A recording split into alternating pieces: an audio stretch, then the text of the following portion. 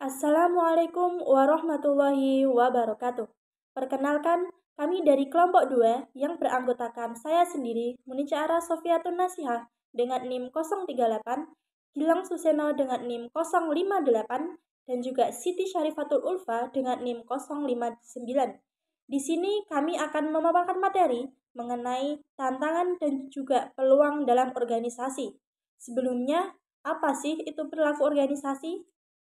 Perilaku organisasi merupakan studi yang berkenaan tentang apa yang dikerjakan oleh manusia, bagaimana reaksinya dalam berorganisasi, dan bagaimana perilaku tersebut mempengaruhi kinerja organisasi.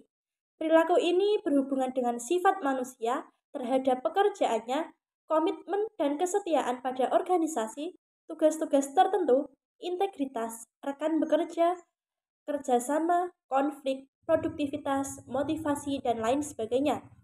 Lalu, apa sih tujuan dari perilaku organisasi tersebut? Di sini ada 3 tujuan dalam perilaku organisasi.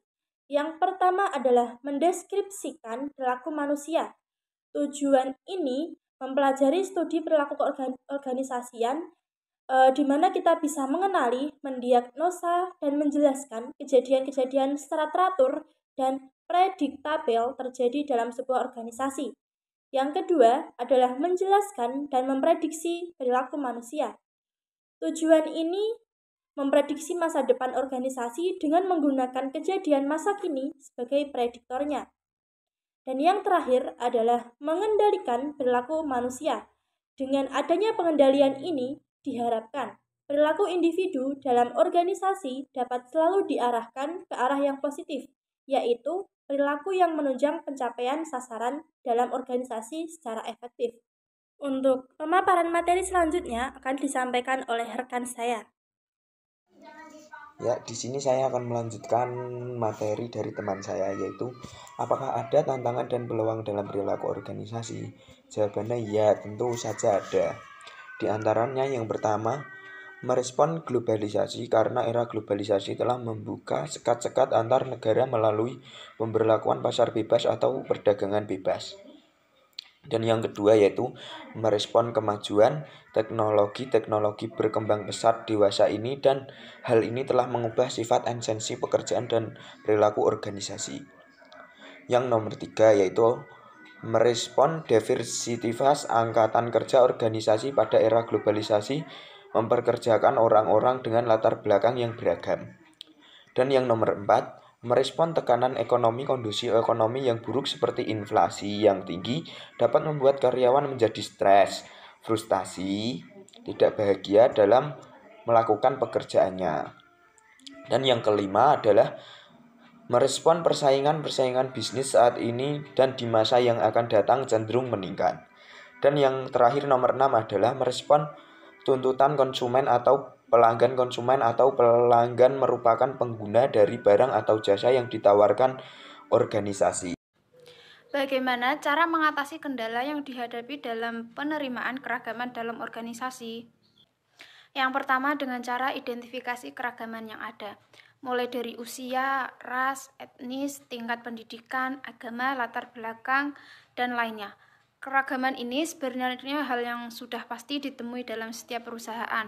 Masalah mungkin saja terjadi bila karyawan senior yang lebih dahulu bekerja merasa kurang dihargai oleh karyawan yang baru atau juniornya. 2. Membangun komunikasi. Masalah komunikasi dan hambatan persepsi bahasa dan budaya perlu diatasi agar terciptanya lingkungan kerja yang baik. Bila komunikasi di lingkungan kerja berjalan baik, maka pemimpin dapat dengan mudah menyampaikan instruksi, informasi, dan melakukan evaluasi hasil kerja.